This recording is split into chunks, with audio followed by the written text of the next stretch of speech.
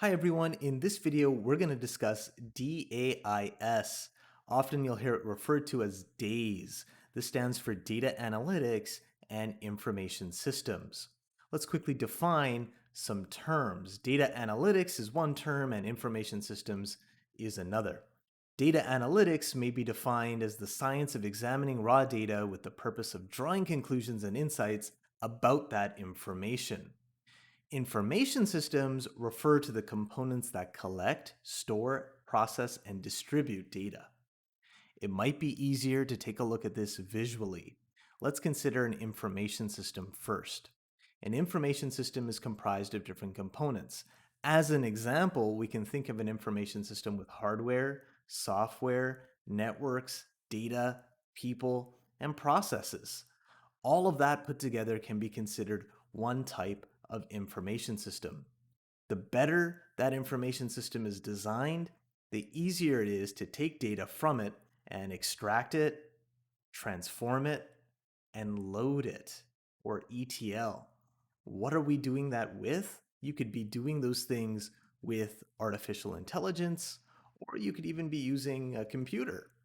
And we take that information and transform and load it into something that can be used to make a decision or a further action, actionable intelligence. That process you can think of as data analytics.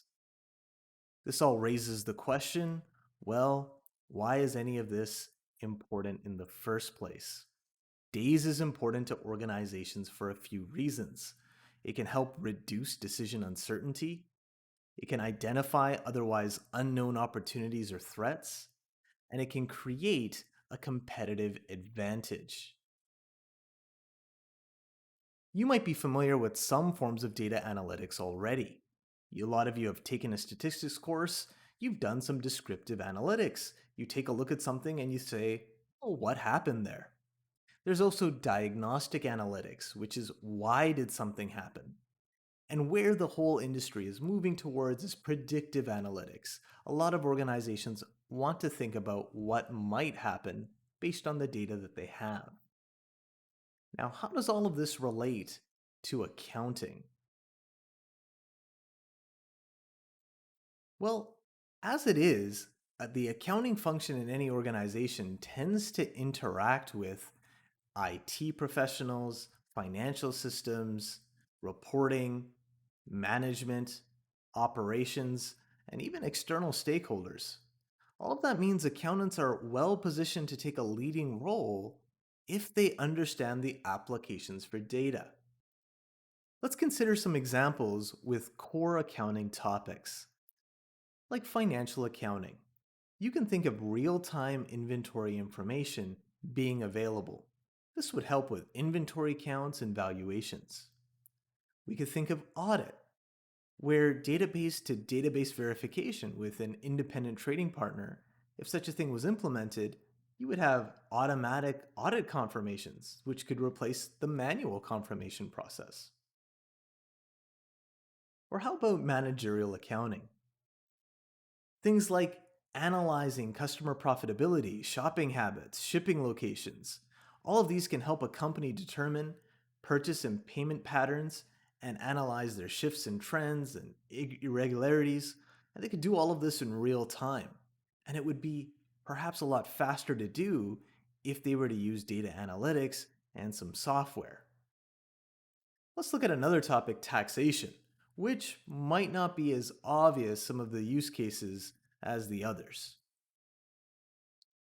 So think of this, the Canada Revenue Agency. You might not be aware, but they are using data and partnerships to better their work.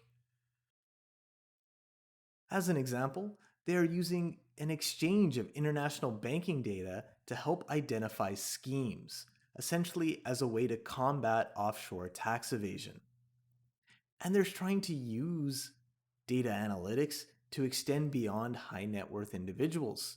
If they're able to comb through the data, they're able to extend their resources a lot further, and they don't need to just focus on the most high net worth individuals. They work with other countries to maintain best practices, and they develop their predictive analytics. The reason they're doing this is because they're trying to identify transactions and trends that can lead to tax avoidance or tax evasion. They're also starting to share data and their findings with other agencies, like the Department of Justice in the States or the RCMP here in Canada. There's some advantages to this, of course. They can do more in less time, and they could do more things, the CRA, for less money. This allows them to better allocate their resources overall. Some of the disadvantages, well, really, they might have some data quality issues. This is all still relatively new, and sometimes the data can be unstructured, or it could take a while to get the data into a form that is useful for the CRA's purposes. And the more and more the CRA uses data, the more and more they house their data onto servers, that increases the risk of cyber attacks. Now, what about a taxpayer's privacy? Well, the CRA can use information provided by taxpayers for the administration and enforcement of laws and legislation, and pretty much whatever the CRA needs to do. They have that authority, it would seem. Next, we should think about, well, how does the CRA keep data secure? At a high level, they try to use a secure online platform, and they use firewalls and intrusion protection tools to prevent unauthorized access. And finally, whenever a taxpayer is sending information back and forth with the CRA, it is encrypted online. A real life example of just how seriously the CRA takes data security.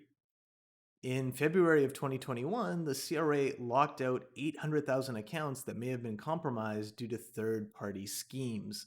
That's important to emphasize. As far as we know right now, these accounts may have been compromised due to phishing schemes. Think of, a taxpayer getting a cold call from someone pretending to be from the CRA and getting that person's information. The CRA, to the best that they've learned of these schemes, have actually gone ahead and locked out those accounts to try to prevent any further damage to those taxpayers. So, in summary, data analytics and information systems can reduce uncertainty, identify opportunities and threats, and create a competitive advantage for organizations. Accountants are well positioned to take a leading role with data because of the number of different parts of an organization an accountant already interfaces with. And finally, the CRA is utilizing data, analytics, and partnerships to do more with less.